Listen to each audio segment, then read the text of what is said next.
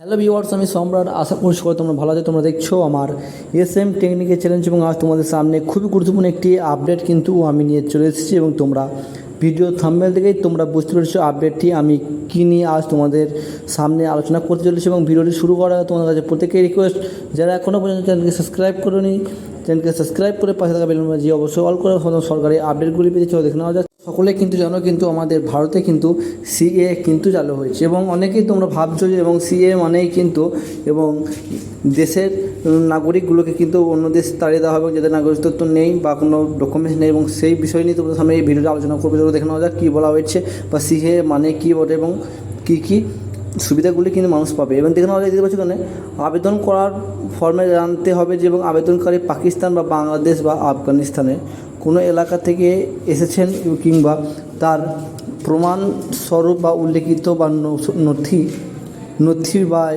মধ্যে একটিও দিতে হবে। এবং বিজেপি সিএএ বা স্টেট ইমপ্লিমেন্টেশন এবং কমিশন সূত্রে দাবি যাদের এবং সেই নথি নেই এবং তাদের জন্য এবং নতুন ব্যবস্থা কিন্তু করা হয়েছে এবং সেখানে ভবিষ্যতে নথি দেবে বলে কিন্তু জানালেন এবং বা চলবে। এবং তোমরা দেখতে পাচ্ছ এবং যে সকল ব্যক্তিদের এবং ভারতে কোনো নথিপত্র নেই বা যে কোনো পাকিস্তান হোক বাংলাদেশ হোক এবং যে কোনো দেশ থেকে তুমি যদি এসে থাকো এবং তাদেরকে কিন্তু নাগরিক তথ্য কিন্তু ভারতে দেওয়া হবে এবং তোমরা এখানে দেখতে পেয়েছো এবং নোটিশে কিন্তু জারি করা হয়েছে। এইসব কথাগুলি কিন্তু বলা হয়েছে এবং কোনোভাবেই কিন্তু বলা হয়নি যে এবং যারা দেশে বসবাস করছে এবং যাদের কোনো ডকুমেন্টস নেই এবং তাদেরকে কিন্তু তাড়িয়ে দেওয়া হবে সেই কথা কিন্তু এখানে উল্লেখ করা নেই। এবং কিন্তু তোমাদের সকলেই কিন্তু জানো এবং সেই বিস্তারিত তোমার সব তথ্য এবং তোমাদেরকে জানাবো এবং তো সকলে কিন্তু জানো। এবং চলো দেখে নেওয়া যাক তারপর কী বলা হয়েছে এবং মেন বিষয়গুলি তোমাদের মূল বিষয়গুলি তোমাদের সামনে তুলে ধরছি।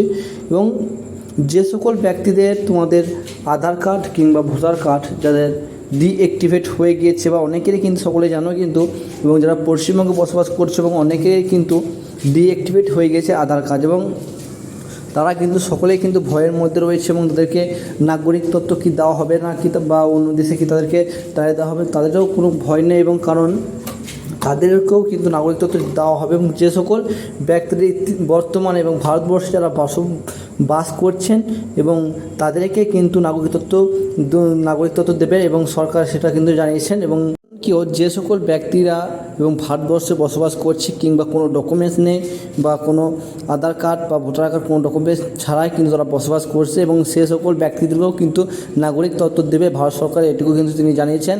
এবং তোমাদের এবং যে সকল ব্যক্তিরা বসবাস করছে বা ডকুমেন্ট নেই এবং তারা যদি এবং ভারতবর্ষে থাকতে চায় এবং তাদের কিন্তু নাগরিক তথ্য দেবে বলে ভারত সরকার জানিয়েছেন। এবং আশা করি তোমরা বুঝতে পারলে এই ধরনের আপডেটগুলি চ্যানেলকে সাবস্ক্রাইব করে পাশে থাকা বেল বাটনটি অবশ্যই অল করবো সমস্ত সরকারি আপডেটগুলিতে।